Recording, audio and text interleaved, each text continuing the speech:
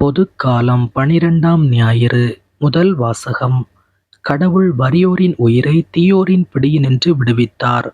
இறைவாக்கினர் எரேமியா நூலிலிருந்து வாசகம். 20ஆம் அதிகாரம் 10 முதல் 13 முடியவுள்ள இறை வார்த்தைகள். எரேமியா கூறியது: சுற்றிலும் ஒரே திகில் என்று பலரும் பேசிக் கொள்கின்றார்கள். பழி சுமத்துங்கள், வாருங்கள், அவன்மேல் பழி சுமத்துவோம் என்கிறார்கள். என் நண்பர்கள் கூட என் வீழ்ச்சிக்காக காத்திருக்கிறார்கள். ஒருவேளை அவன் மயங்கி விடுவான், நாம் அவன்மேல் வெற்றி கொண்டு அவனை பழி தீர்த்துக் கொள்ளலாம் என்கிறார்கள். ஆனால் ஆண்டவர் வலிமை வாய்ந்த வீரரைப் போல என்னோடு இருக்கின்றார். எனவே என்னை துன்புறுத்துவோர் இடறி விழுவர். அவர்கள் வெற்றி கொள்ள மாட்டார்கள். அவர்கள் விவேகத்தோடு செயல்படவில்லை. அவர்களின் அவமானம் என்றும் நிலைத்திருக்கும், அது மறக்கப்படாது. படைகளின் ஆண்டவரே, நேர்மையாளரை சோதித்து அறிபவரும் உள்ளுணர்வுகளையும் இதய சிந்தனைகளையும் அறிபவரும் நீரே. நீர் என் எதிரிகளை பழி வாங்குவதை நான் காண வேண்டும். ஏனெனில் என் வழக்கை உம்மிடம் எடுத்துரைத்துள்ளேன். ஆண்டவருக்கு புகழ் பாடுங்கள், அவரை புகழ்ந்தேத்துங்கள்.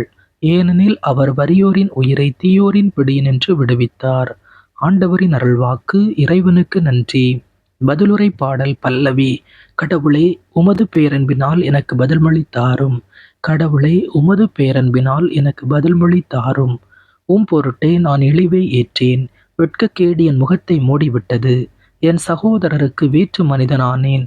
என் தாயின் பிள்ளைகளுக்கு அயலான் ஆனேன். உமது இல்லத்தின் மீது எனக்குண்டான ஆர்வம் என்னை எரித்துவிட்டது.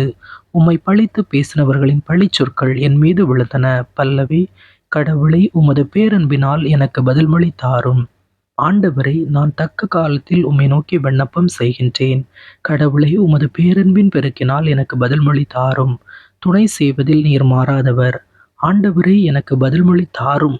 உம் பேரன்பு நன்மை மிக்கது. உமது பேரிரக்கத்தை முன்னிட்டு என்னை நோக்கி திரும்பும். பல்லவி. கடவுளே, உமது பேரன்பினால் எனக்கு பதில்மொழி தாரும். எளியோர் இதை கண்டு மகிழ்ச்சி அடைவார்கள். கடவுளை நாடி தேடுகிறவர்களே, உங்கள் உள்ளம் ஊக்கமடைவதாக. ஆண்டவர் ஏழைகளின் விண்ணப்பத்திற்கு செவி சாய்க்கின்றார்.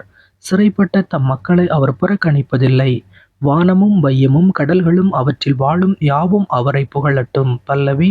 கடவுளே, உமது பேரன்பினால் எனக்கு பதில்மொழி தாரும். இரண்டாம் வாசகம். குற்றத்தின் தன்மை வேறு, அருள் கொடையின் தன்மை வேறு. திருத்தூதர் பவுல் ரோமையருக்கு எழுதிய திருமுகத்திலிருந்து வாசகம். 5ஆம் அதிகாரம் 12 முதல் 15 முடியவுள்ள இறை வார்த்தைகள். சகோதரர் சகோதரிகளே, ஒரே ஒரு மனிதன் வழியாய் பாவம் இந்த உலகத்தில் நுழைந்தது. அந்த பாவத்தின் வழியாய் சாவு வந்தது. அதுபோலவே எல்லா மனிதரும் பாவம் செய்ததால் எல்லா மனிதரையும் சாவு கவ்வி கொண்டது. திருச்சட்டம் தரப்படும் முன்பும் உலகில் பாவம் இருந்தது. ஆனால் சட்டம் இல்லாத போது அது பாவமாக கருதப்படவில்லை. ஆயினும் ஆதாம் முதல் மோசே வரையில் இருந்தவர்கள் ஆதாமைப் போல் கடவுளின் கட்டளையை மீறி பாவம் செய்யவில்லை. எனினும் சாவு அவர்கள் மீதும் ஆட்சி செலுத்திற்று. இந்த ஆதாம் வரவிருந்தவருக்கு முன்னடையாளமாய் இருக்கிறார். ஆனால் குற்றத்தின் தன்மை வேறு, அருள் கொடையின் தன்மை வேறு. எவ்வாறெனில், ஒருவர் செய்த குற்றத்தால் பலரும் இறந்தனர். ஆனால் கடவுளின் அருளும் இயேசு கிறிஸ்து என்னும் ஒரே மனிதரின் வழியாய் வரும் அருள் கொடையும் பலருக்கும் மிகுதியாய் கிடைத்தது. ஆண்டவரின் அருள்வாக்கு. இறைவனுக்கு நன்றி.